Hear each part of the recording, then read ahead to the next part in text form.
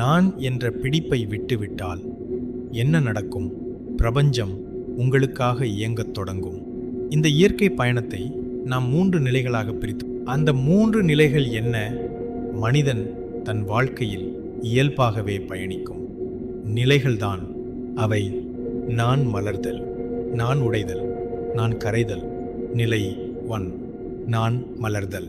மனிதன் வாழ்க்கையின் ஒரு கட்டத்தில் நான் இப்படியாக வேண்டும், நான் அப்படியாக வேண்டும் என்று மனதில் நினைக்கத் தொடங்குகிறான். இந்த விருப்பங்களே வாழ்க்கை பயணத்தின் முதல் நான் என்ற மலர்ச்சி. இது தவறு அல்ல, இது இயற்கையின் தொடக்கம். இப்படி நான் மலரும்போது மனிதன் தனக்குள்ளே இப்படித்தான் என்று சில கட்டுப்பாடுகளை வைத்துக்கொண்டு தடுப்பு சுவர்களை தனக்குத்தானே அமைத்துக் கொள்கிறான். இதுதான் நான் மலர்தலின் முதல் கட்ட பயணம். அடுத்து நாம் பார்க்க போவது நிலை 2, மனித வாழ்க்கையின் முக்கிய பயணம், நான் உடைதல்.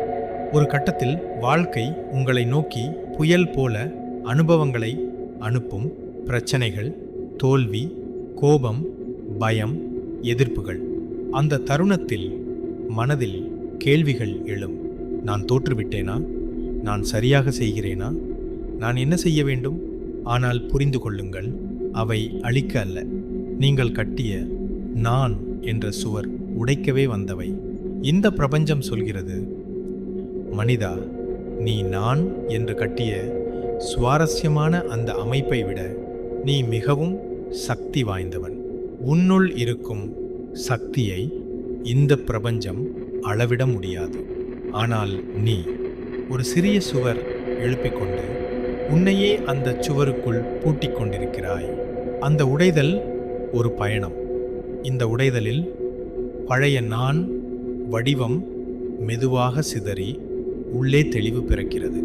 அமைதியாக கவனித்தால் அந்த அனுபவங்கள் முதல் விழிப்பை தரும்.